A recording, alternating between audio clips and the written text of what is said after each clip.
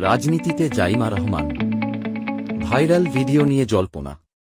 দেশের রাজনীতিতে নতুন জল্পনা। বিএনপির ভারপ্রাপ্ত চেয়ারম্যান তারেক রহমানের কন্যা ব্যারিস্টার জাইমা রহমানের প্রথম দলীয় সভায় অংশগ্রহণের একটি ভিডিও সামাজিক মাধ্যমে আলোড়ন সৃষ্টি করেছে। রোববার হওয়া এই গুরুত্বপূর্ণ ভার্চুয়াল সভায় প্রথমবারের মতো অংশ নেন তিনি।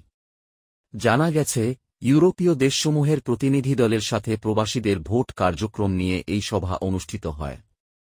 সেখানে দলের শীর্ষ নেতাদের মধ্যে উপস্থিত ছিলেন ব্যারিস্টার মাহবুব উদ্দিন খোকন এবং সিনিয়র যুগ্ম মহাসচিব রুহুল কবির রিজভীর মতো ব্যক্তিরা। ৩৯ সেকেন্ডের সেই ভাইরাল ক্লিপে জাইমা রহমান উপস্থিত সবাইকে ধন্যবাদ জানান এবং দলের প্রতি তার বার্তা দেন।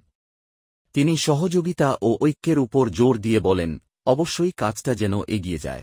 তিনি রিজভী ও পাভেলের নোট অনুসারে সময় অনুযায়ী কাজ দ্রুত শুরু করার ওপরও গুরুত্বারোপ করেন।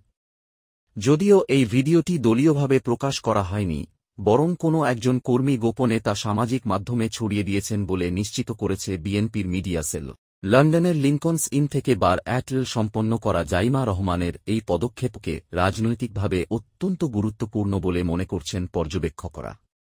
এর আগে তিনি তারেক রহমানের প্রতিনিধি হিসেবে ওয়াশিংটন ডিসিতে আন্তর্জাতিক প্লেয়ার ব্রেকফাস্টেও যোগ দিয়েছিলেন। পর্যবেক্ষকদের মতে, প্রবাসীদের ভোট কার্যক্রম নিয়ে তাঁর এই পদক্ষেপ বিএনপির ভবিষ্যৎ রাজনীতির গুরুত্বপূর্ণ মোড় হতে পারে। ধন্যবাদ।